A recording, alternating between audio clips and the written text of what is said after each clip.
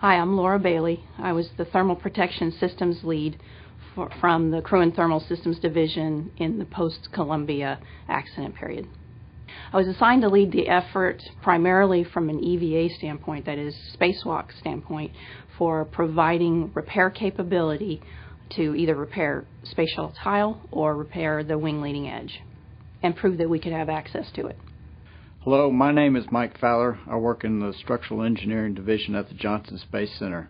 At the time of the Columbia accident, I was working in the Manufacturing Division, just finishing up the work on the X-38 vehicle. At the time, I was doing composites work for the X-38 and the tile installation for the X-38, and so it was a natural transition for me to move over to the tile repair project for the post-Columbia investigation. Hi, my name is Dr. Scott Parazynski. I was an astronaut for 17 years and flew on 5 space shuttle missions. Also served as the lead astronaut for space shuttle inspection and repair in the aftermath of the Space Shuttle Columbia accident. Currently, I'm the chairman of the board of the Challenger Center for Space Science Education and the chief medical officer for the Center for Polar Medical Operations, overseeing screening of candidates that will travel to the Antarctic continent.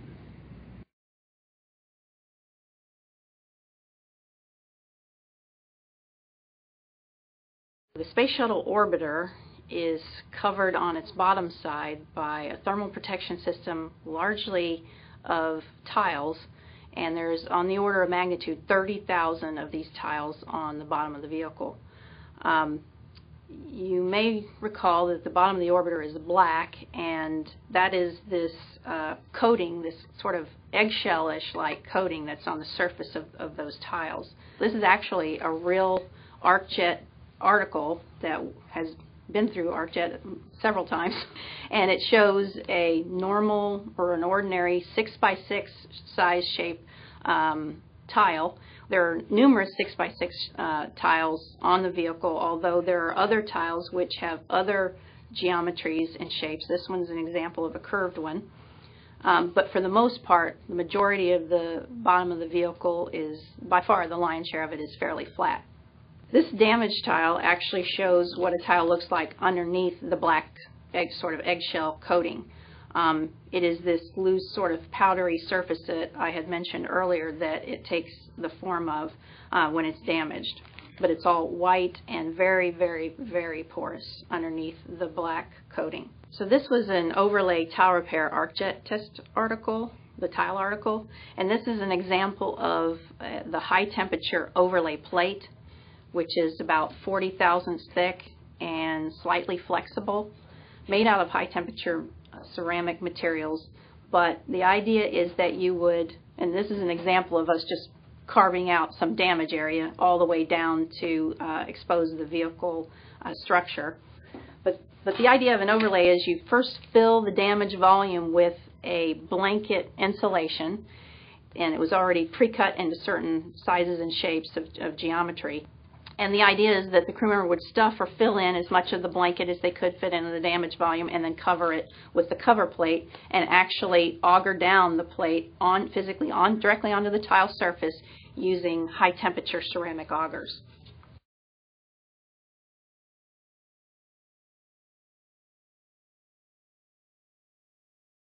At the time of the Space Shuttle Columbia accident, I was assigned to mission STS-118. I just finished my tour of duty as the chief of the EVA branch in the crew office.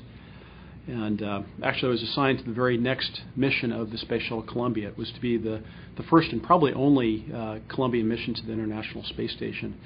And I remember vividly watching that day, and my heart, along with the rest of the Johnson Space Center and the nation, ripping out and wondering what would be next for the space program, not just our own little future as a crew of STS-118, but where things were going to head. And it was a very personal loss for all of us, not just members of the astronaut office, but I think everyone here at the Johnson Space Center felt an enormous sense of loss, even if they had never met that particular crew. that might have seen them across the cafeteria and knew who they were and felt that they had a part in that mission. Everyone who was part of the Space Shuttle program feels a great, deep ownership of it. But I think it really was driven home when we lost that crew on February 1st, 2003. And it really galvanized all of us to focus on figuring out what had happened first and foremost, but then how could we prevent it from reoccurring, and then ideally, if something did happen on orbit, would we be able to fix it?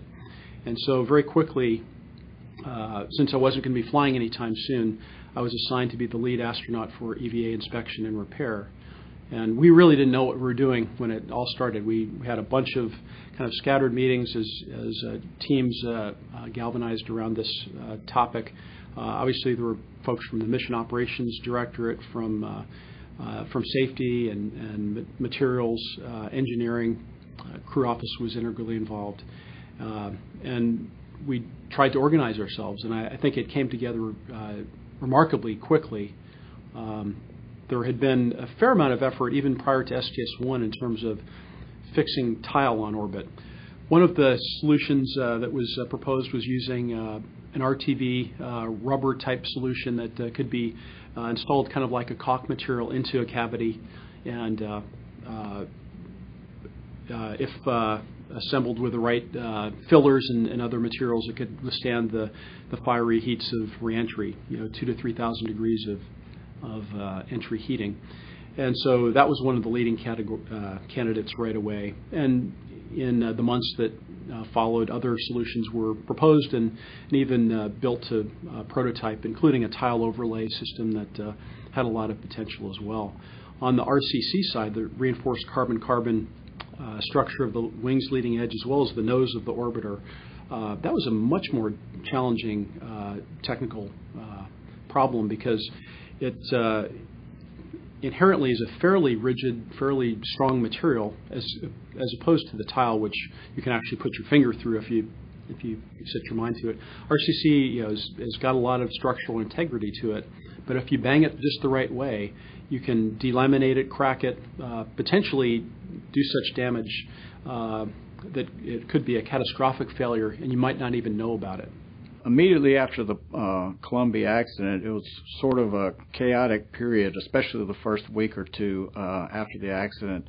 I had been working for the shuttle on tile issues for the Materials and Processes group for a number of years, so it was sort of a natural transition for me to go from the X-38 into the tile repair effort.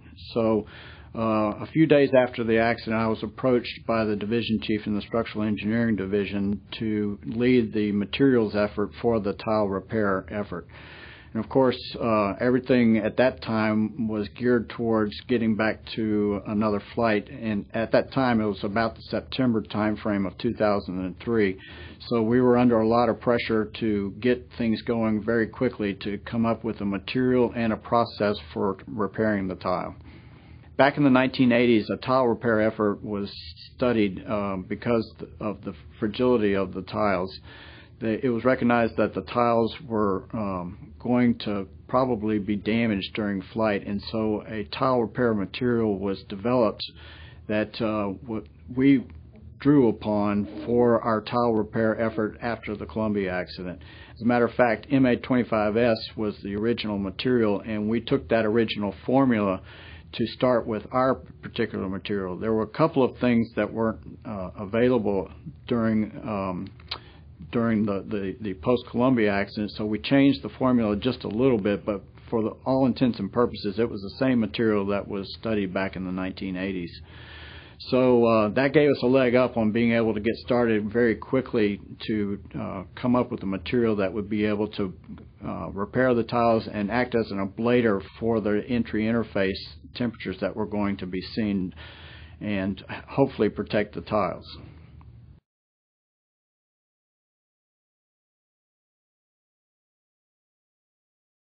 Given that tile repair capability was a requirement for return to flights, there was a risk that we wouldn't be able to get the flights off on time that would resupply space station, resupply crews, and that kind of thing. There was also the risk that the tile repair capability wouldn't work, which would also put the orbiter and the crew at risk. There was also time risk involved because initially the flights were scheduled to be roughly 6 to 7 months after the accident, and so we had very little time to get all of the testing that would be required for the tile repair capability done in a timely fashion. I like to think of this tile repair challenge in terms of a medical analog. And what we say in medicine is first, do no harm. You don't want to make the situation any worse than it already is. And one of the primary risks in tile repair is if you were to fill a divot beyond a certain level, you could actually cause downstream effects by tripping the boundary layer and causing focal heating at the tail of the ship, for example, that could be catastrophic. That was one of the primary concerns. Another was that this STA-54 material, it's a sponge for trapping gases, and so we're concerned that in the vacuum of space, as you extrude this material, it would form bubbles inside. And we were concerned that in the hard vacuum of space, that these bubbles would greatly expand beyond what we could see in our vacuum chambers here on Earth in a one-gravity environment. We knew that we were seeing settling of those bubbles, so perhaps the bubbles would grow to enormous proportion and swell beyond the outer mold line and cause the problem that I just mentioned. Other risks included the ability to train a crew to do this, given that we have to train a space station, space shuttle crew on the tasks that they're likely to perform. And then, of course, just the thermal extremes of an orbit. When we're in orbital night, you can see 200 degrees below zero, and then 45 minutes later in direct orbital day, you can have 300 degrees above zero. So a 500 degree temperature shift in a very short period of time, how would that affect the curing of this material? Would it be hardened and ready to handle the entry profile that we're about to go do?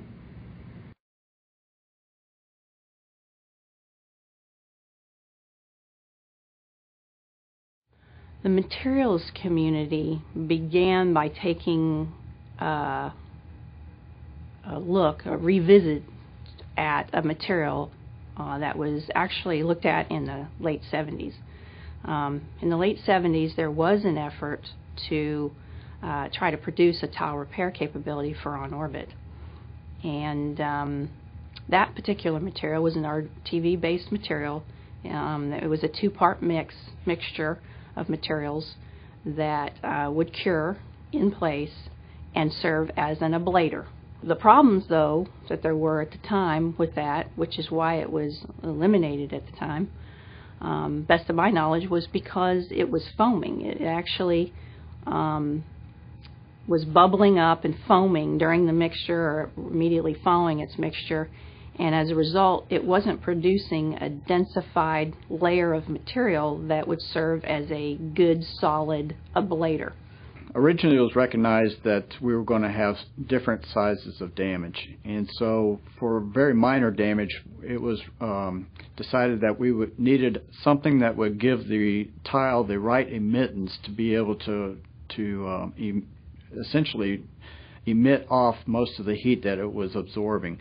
The tile itself has the wrong emittance. After you break the black coating, it has a very low emittance and therefore would absorb and retain that heat. So we came up with what was called an emittance wash repair for the very shallow damages. That was just simply an RTV that had silicon carbide in it to change the emittance of the tile. For deeper repairs, we needed something that would actually act as an ablator, and that's why we used the version of MA25S that was used previously as the ablator. It became known as SIPA, or Cure-in-Place Ablator. And that material was for deeper damages. It was to fill cavities that were too deep to be able to withstand the reentry temperatures by themselves with just the emittance wash. Later on, it was decided that there was a desire for mechanical repair that would be attached with essentially a patch that would screw into the tiles, and that was done about a year after we started the SIPA project. Top-level mitigation for RCC repair as well as tile repair involves the human element, buying down some of that risk by ideally increasing training or having the ability on orbit to train a crew.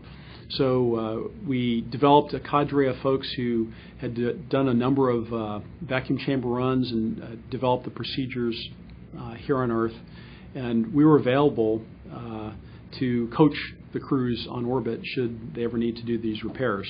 So that was kind of the next step should we ever go down a repair path. We would have people to call back on. You may have heard of Team 4.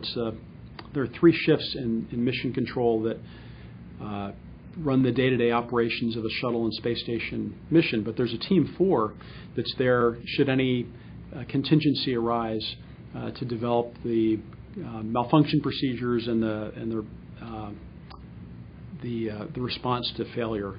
And so we always had a team of EVA experts who had been engaged in the development of these tools and procedures available for RCC and tile repair.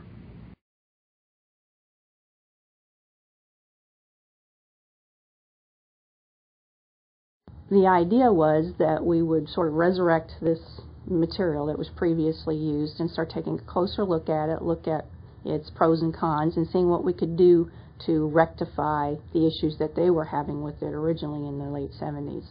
And so the materials community did that. They gave a very serious look at that, and they also looked at another type of ablator that was produced by a separate corporation, and as a result they started doing some arc jet testing in our high temperature hot gas facility, and they began testing those 2 different types.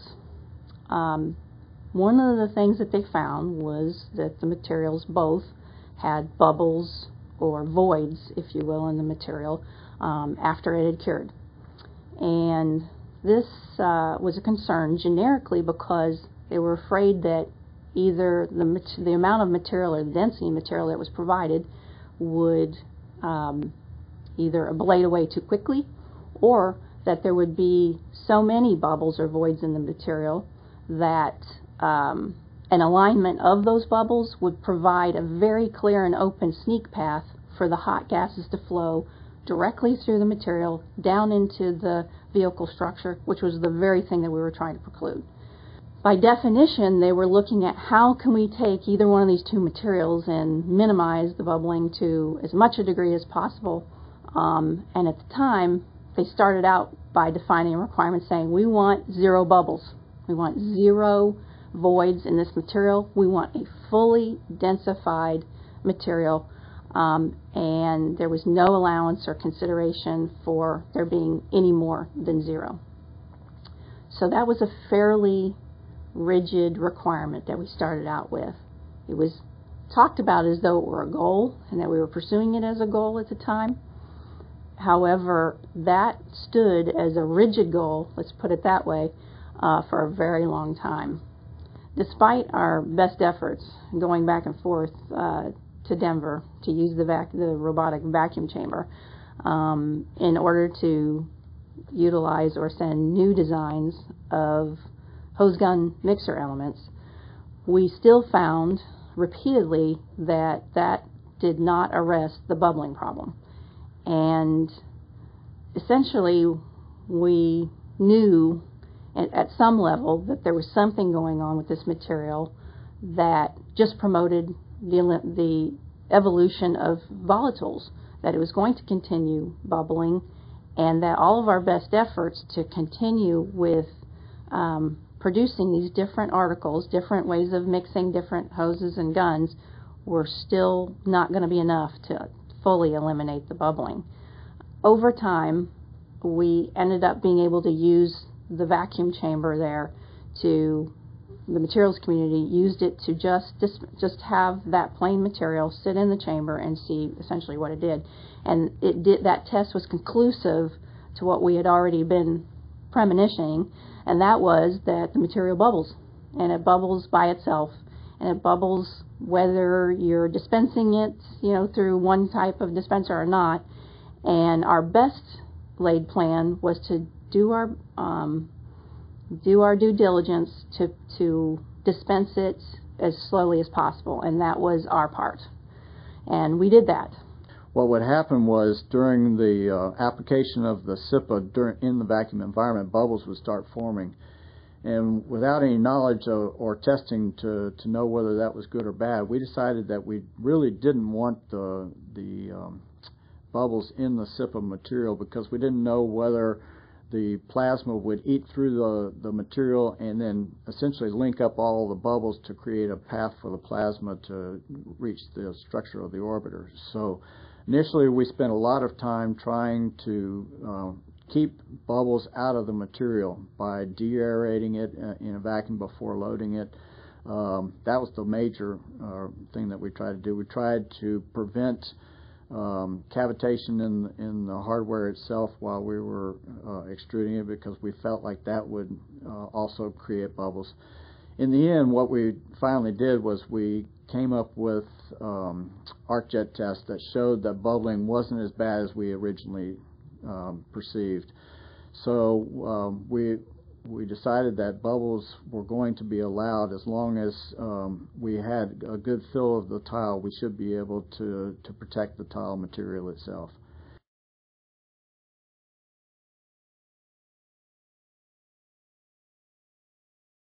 The challenge associated with adhering to tile is that because this material is so thick and viscous, and the tile surface, when it's in its damaged form, actually is sort of like a powder-coated surface, or maybe you could liken it to a floured surface when you're kneading dough. So when you're actually trying to flow a very thick material, like maybe some kind of a dough, when you put it on this sort of floured surface, it tends not to stick. So we needed to be able to flow it at a flow rate that was at some level of speed in order to ensure it would stick. I was able to acquire one of the components, one of the main components of the RTV mixture, and use that as a primer. And I actually tested that in the vacuum chamber at Denver, and then I later also checked it in the KC-135 flights so that we could evaluate it in zero-G, because we don't have these two environments that exist in the same location. We got zero-G that's on the aircraft, and we got vacuum, which is on the ground in Denver. So we're having to sort of divide and conquer here and evaluate these different requirements separately. So what we found was that, yes, we could dispense and cause the adherence that we were looking for of the material, both in a vacuum using this primer and in zero-G. That in zero-G we were able to find a flow rate that was acceptable and very low, that did promote adherence if we used this primer. So that became a solved problem over time. That took quite a lot of testing for us to get there, but thankfully was successful. When we were originally starting the SIPA project, we did some KC-135 flights, which simulated the zero-G environment, and tried to squirt the SIPA into the tile without any kind of prep on the surface. And we found out very quickly that the dusty surface of the tile would not take the SIPA. It would essentially bounce off of the tile in the zero-G environment. So the emittance wash actually turned into what we called a primer for the SIPA repair, because now you had a tile surface with the emittance wash on it that was the exact same silicone material that was used in the SIPA was already applied to the tile, and it became something that the SIPA would stick to rather easily. So the emittance wash became part of the SIPA repair.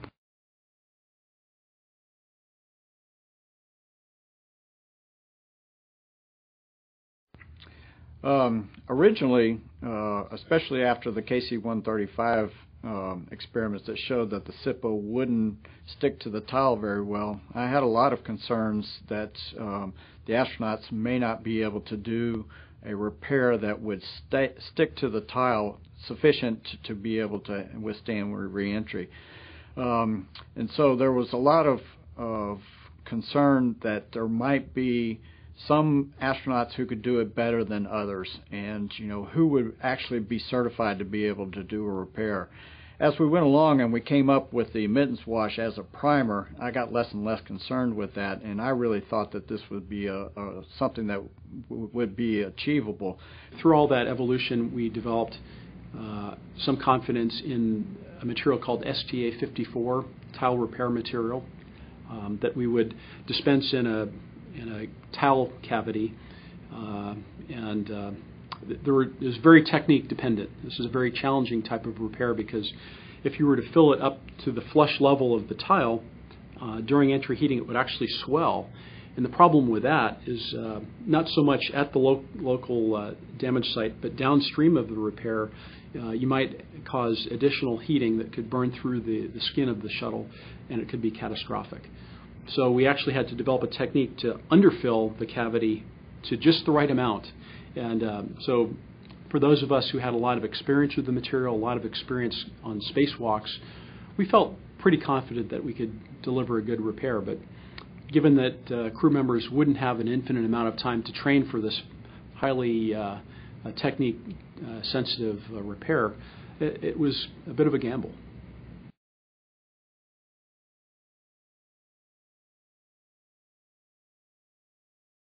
In terms of testing, we had a limited access to our ArcJet test facility, for example, which is the high temperature, high rate of flow facility that's used to actually try to emulate some of the features of reentry, the high temperature hot gases of reentry. And we used that actually many years earlier to certify the Space Shuttle thermal protection system in the first place. So we would be reusing this facility to perform damages and perform repairs, and then actually put those in that same test environment, exposure to hot gases and these high temperatures, and see how they performed as compared to tile with no damage, that is. It was really remarkable how quickly we got into test environments. First off, we developed high-level strategies for repair, and how quickly we got into these test environments, including the Neutral Buoyancy Facility, Neutral Buoyancy Laboratory, or NBL, a large swimming pool where we practice spacewalk techniques, aboard the weightless aircraft, parabolic flight, where we tested the deployment of various types of caulks and repair strategies, and also into vacuum chambers. So we were testing within the first 3 or 4 months after the accident. One of our lessons learned from the crew perspective was to test early and often. We had a lot of wonderful ideas. You can do relatively cost-efficient, low-fidelity proof of concept tests relatively early. Another really important lesson from the crew perspective is you have to design for the common denominator, and that doesn't mean that you have to make the tasking trivial and perfectly easy, but you need to make sure that for the people that would likely do the repair across the board, they would have a reasonable chance of success. And so that ranges from anthropometrics, using tall astronauts as well as short astronauts and folks middle of the road, folks of different mechanical aptitudes and backgrounds. So we tried to assemble a cadre of folks in our test team to kind of envelope the folks that might one day be called upon to do these repairs. If you design it only for folks with big gorilla arms like me, you're going to miss out on some of the office that might one day be in that position. So we learned that lesson as well. More from the International Space Station program. We did the early test runs of the ISS with a small group of people that were all big, tall guys, and lo and behold, a couple of years later, we figured out that that wasn't a good strategy.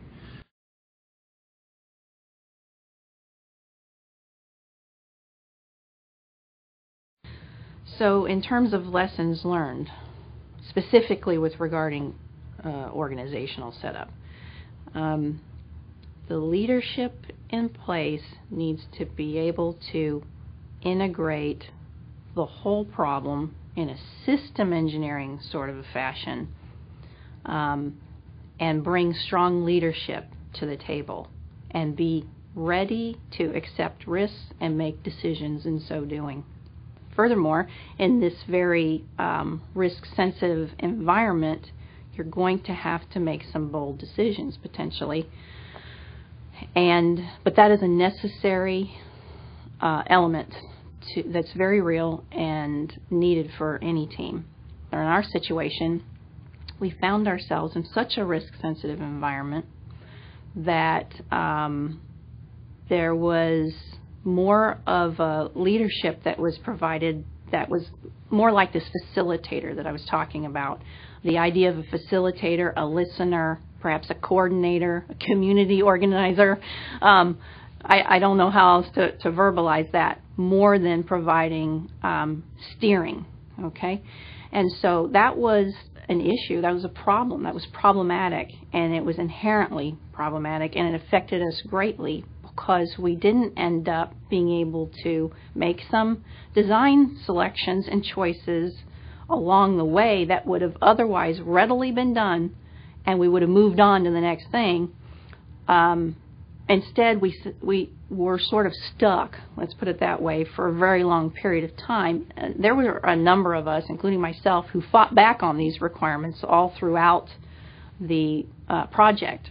However, because we did not have this sort of strong steering leadership present that was over the entire group of teams that were involved, it did not force some risk decisions to get made very early on. From an organizational standpoint, I guess the biggest lesson learned that I came away with in the RTF effort was really back to the schedule constraints that we were up against.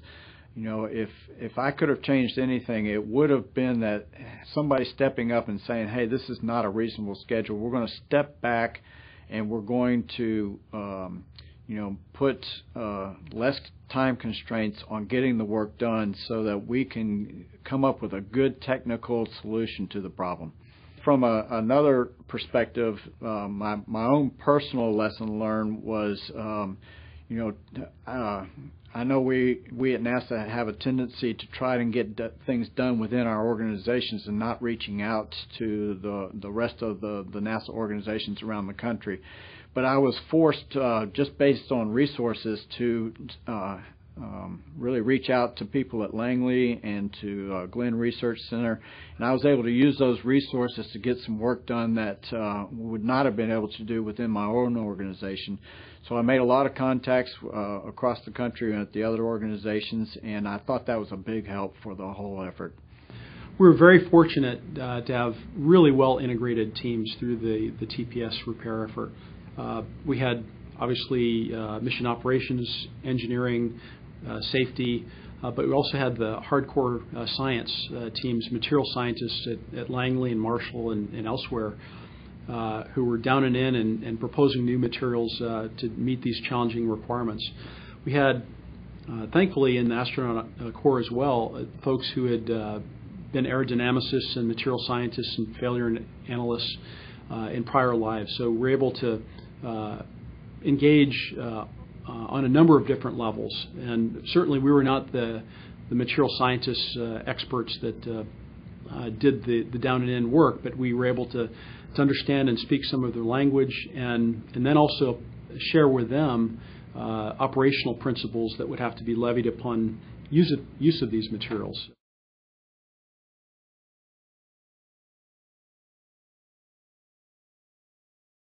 In any SMART project, you want to establish requirements early and kick off with those. And we did. There were requirements written down, and they were a good set of start-out requirements.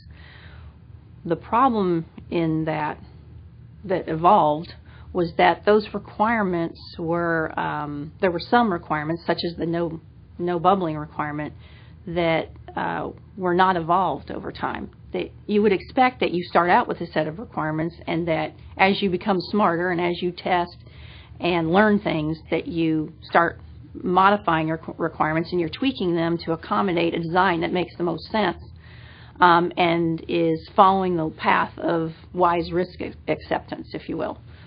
And instead, with all of our test iterations, build a little, test a little iterations, those requirements were not used by that strong leadership entity that we would have hoped to have had to make wise risk acceptance decisions and modify those requirements. Initially, we thought that bubbling was going to be bad for the SIPA material. We thought that bubbles could potentially form up and make a continuous hole, if you will, to the structure for the plasma to flow into.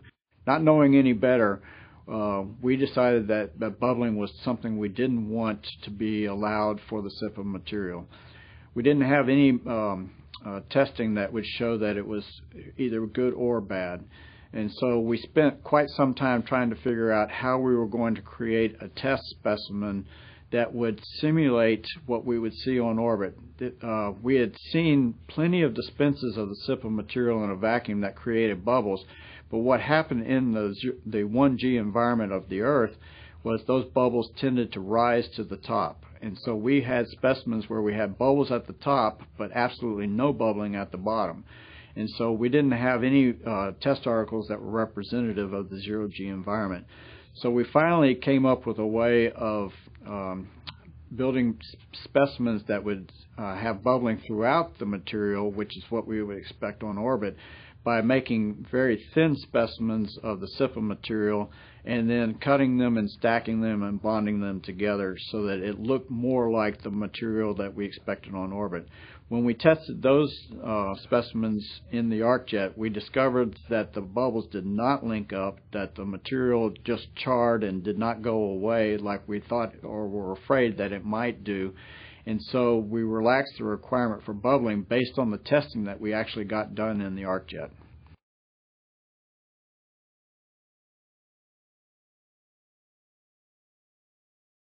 One of the lessons learned was that schedule was really pushing us faster than our requirements could be reasonably determined.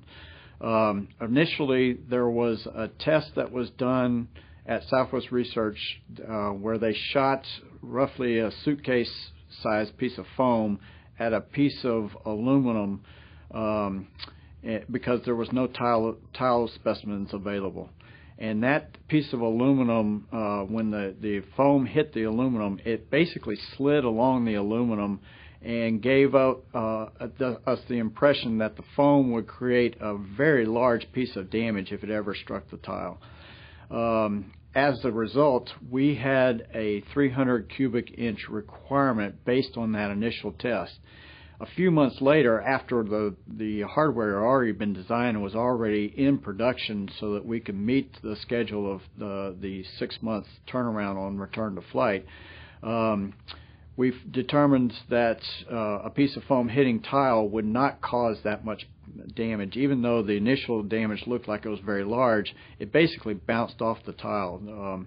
It was a much different interaction between tile and the foam versus the foam and the aluminum that we saw earlier. The other big lesson learned from my perspective was that the schedules were not really realistic initially. Nobody that I knew thought that we would be flying in 6 months after the accident, and as a result, we didn't have time to change the things that I just discussed. We did not have time to change the hardware. We couldn't make any changes to the material that we thought would be useful, and as a result, the schedule constraints really hindered our development of the material and the hardware. And then further, instead of putting a more realistic schedule for the first return to flight, we were always pushing the flight back about 3 months from the previous date. So every time that it got pushed back 3 months, we were back in that same situation of still not being able to change the hardware, still not being able to change the material, and it was just an endless loop of not being able to change anything and being stuck with a design that really didn't make sense from the initial requirements that were set up.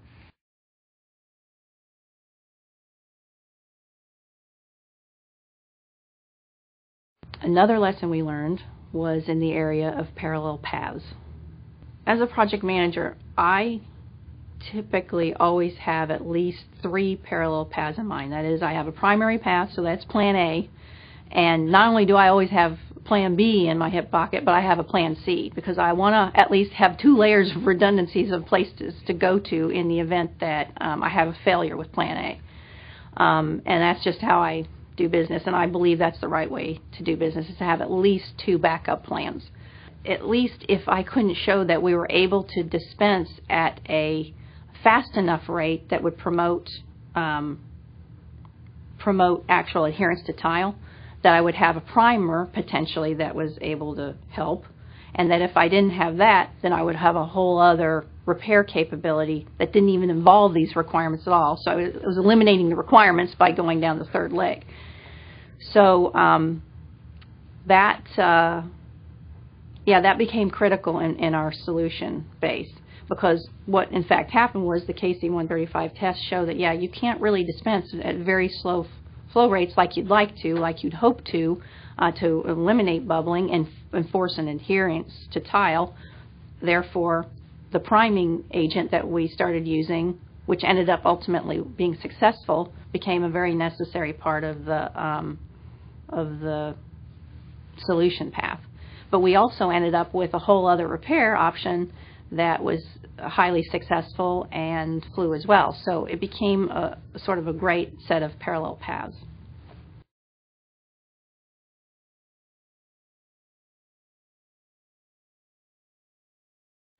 We did in fact have a couple of instances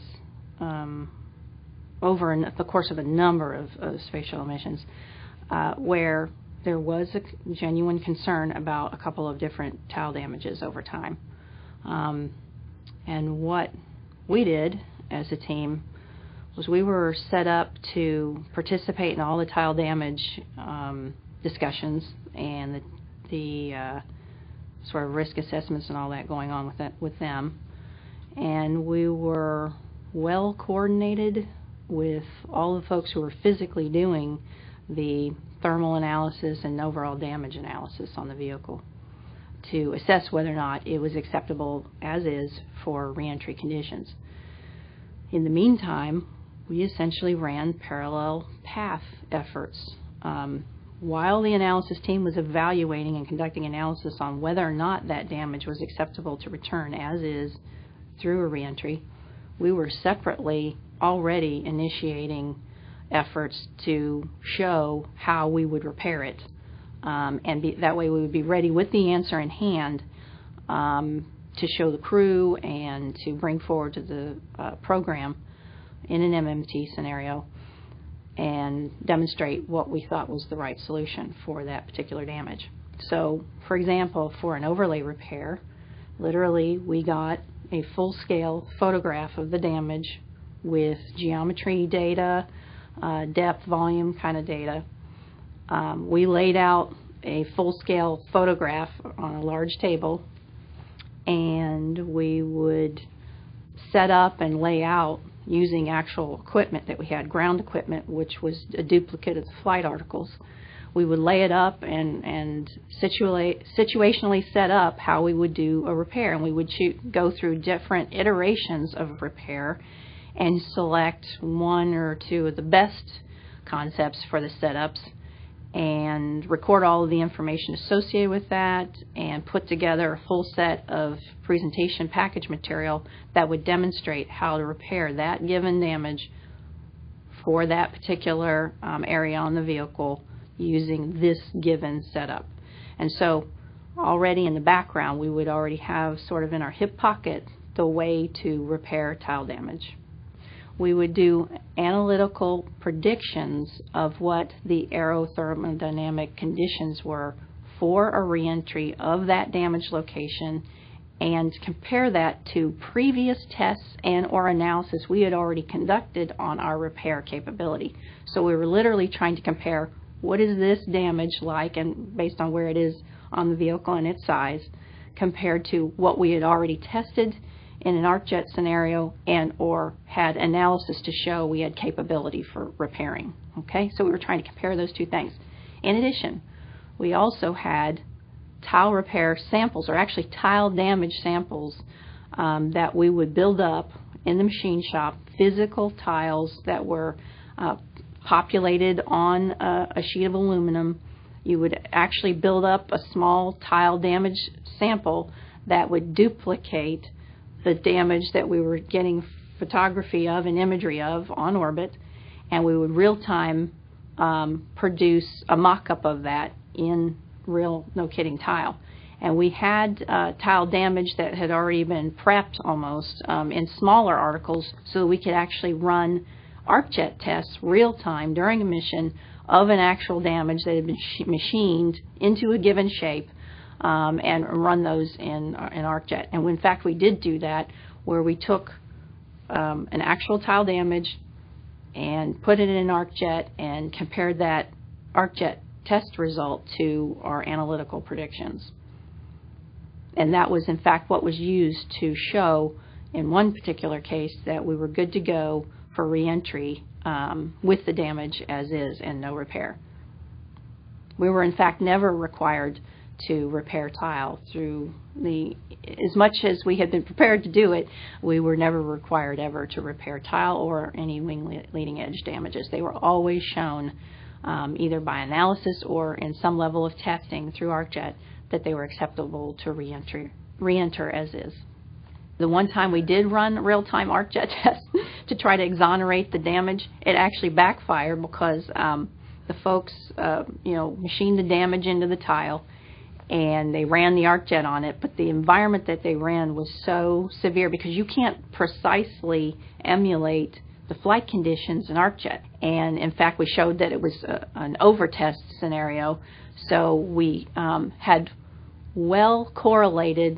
enough well correlated our analytical techniques that we actually believed in our analysis, and trusted that we had overtested the test article in ArcJet. So that was kind of a stellar moment, if you will, in terms of credentials for analytical techniques for us.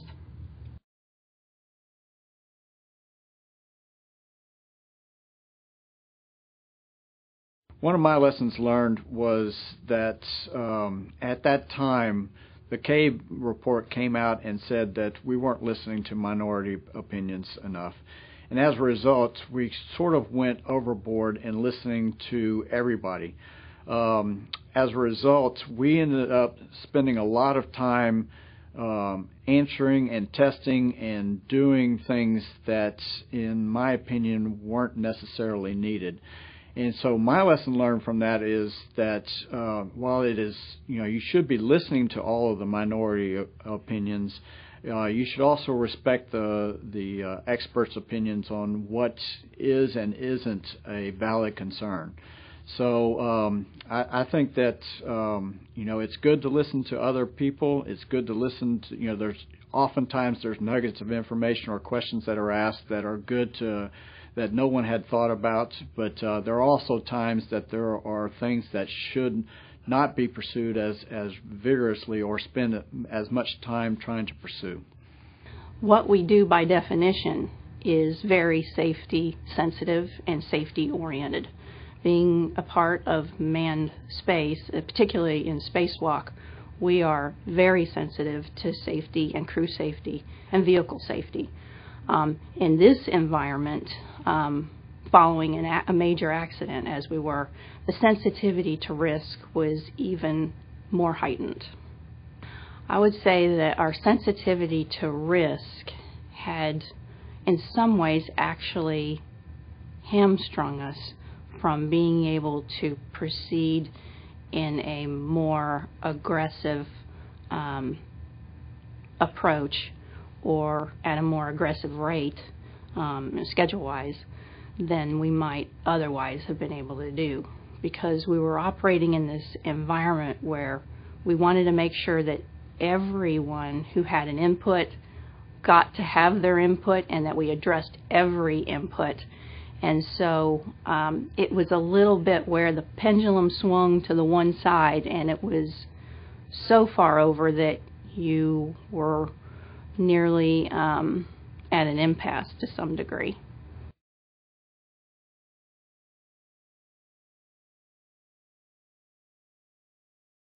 All astronauts are trained generically to do a variety of tasks, homing in on the Space Shuttle and Space Station program. So they're mechanical interfaces primarily, handrails, translation, electrical connectors, fluid connectors, turning bolts. What was interesting about the TPS repair challenge is that we're now called upon to use tools that were never imagined to be used in space. And it required a primary operator and then an assistant or a scrub nurse, if you will, to hand tools back and forth, and it required a lot of coordination. It also required a lot of situational awareness, working in close proximity to very sensitive structures. We had big robotic arms and big dispenser guns and things that, if you were careless at all, you could actually make things a whole lot worse.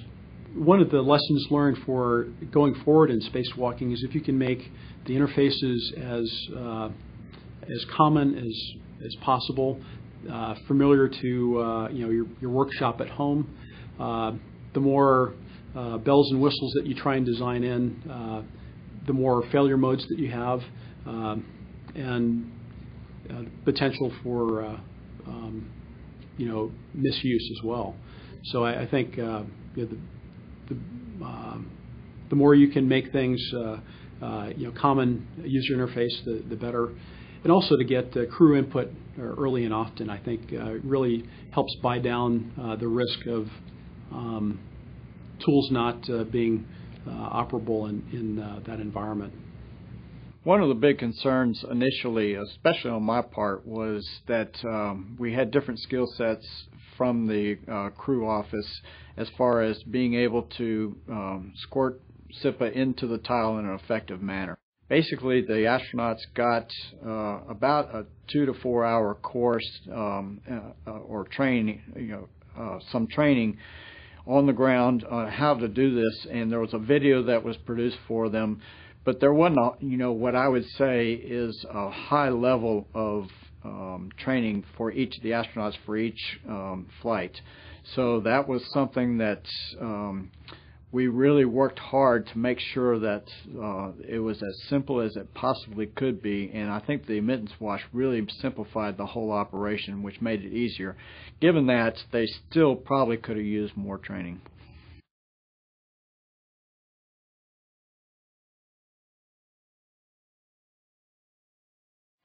From a crew perspective, I felt reasonably confident that for the right type of failure to the TPS, either tile or RCC, we could ride a repair home.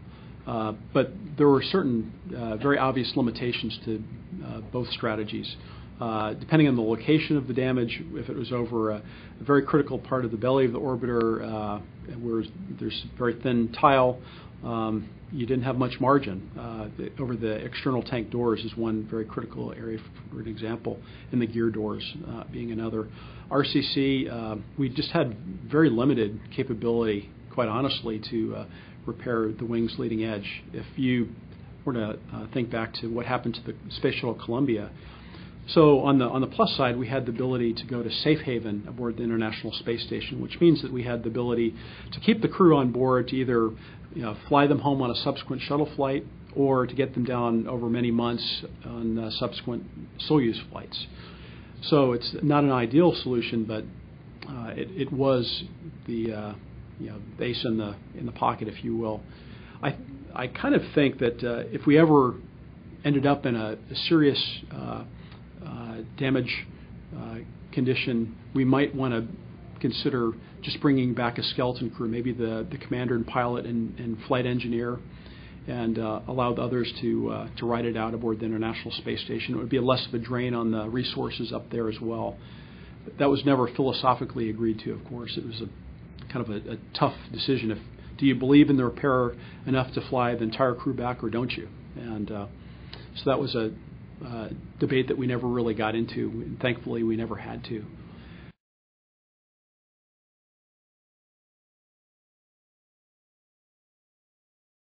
So one of the most important takeaways from this experience is kind of a repeat of many of my other projects, actually, in that you do not blindly accept requirements that are given. You challenge them to begin with, and fight and argue over them and hash them out as early as possible. But also, you don't give up on challenging them over the course of the project, because the requirements are what can either drive you into the ground or drive you towards success. So it's very important to know what you're doing and why, and know and believe that you're dedicated to it for a real reason, and that it's not something that's imagined or fabricated or artificial by any means. You want to stick to reality as much as absolutely possible through all phases of your project. For more information about this topic, feel free to contact me, Lora Bailey, in the Engineering Directorate at the Johnson Space Center. My key takeaway from this whole experience is to trust your instincts on what the real problems are. For instance, I felt like the adherence problem to tile was going to be a lot easier than everybody was initially saying. The initial test on the KC-135 looked really bad. It looked like the SIPA material would not stick to the tile. But when we came up with the solution for the admittance wash being used as a primer for it, it looked like it was going to work, and it looked like it would be easy to do from my perspective. And there was a lot of pushback from the crew and the EVA office saying that this is just not going to work. And it really took a DTO to prove out that concept, but it turned out that it was a lot simpler than we ever thought it would be. The admittance wash did its job. It did exactly what we expected it to do. The SIPA adhered to it, and everything cured like it was supposed to on orbit, and it really turned out to be a nice, elegant way to repair the tile. I was really pleasantly surprised at how well things turned out in the end.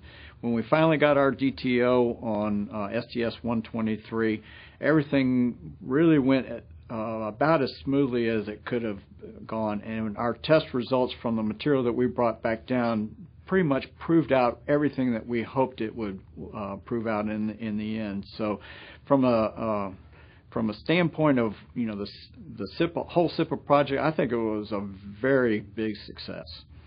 I think a key success factor for the SIPA project was the people who were working it. We had a great team. They were all working towards one goal. And in the end, everybody put in a lot of hours to make this project successful.